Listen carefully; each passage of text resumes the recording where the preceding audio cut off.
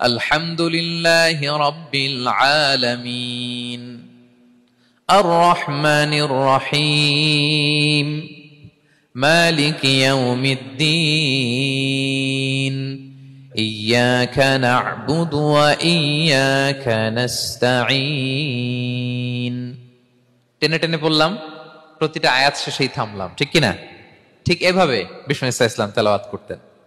এবং তিনি বলতেন, জাইয়িনুল কুরআন বিআসওয়াতিকুম, তোমরা সুন্দর কণ্ঠে, সুললিত কণ্ঠে সুর করে কোরআন পড়ো, সুন্দর করে পড়ো। অনেকে বলে, হুজুর আমার গলায় তো কোনো সুর নাই, আমি কি করব?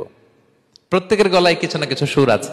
বাথরুমের ভিতরে ঢুকলে বোঝা যায়, যখন কাপড় কাচতেছেন আর গান গাইতেছেন মনের অজান্তে, তখন সুর চলে আসে। কোরআন পড়ার সময় সুর বেরোয় না, না? যার যেরকম সুর ওইটাই আপনি সুন্দর করে পড়বেন। আরব শায়েখরা যেই কণ্ঠে কোরআন পড়তেন ওই কণ্ঠে আপনি সুর করে তেলাওয়াত করবেন।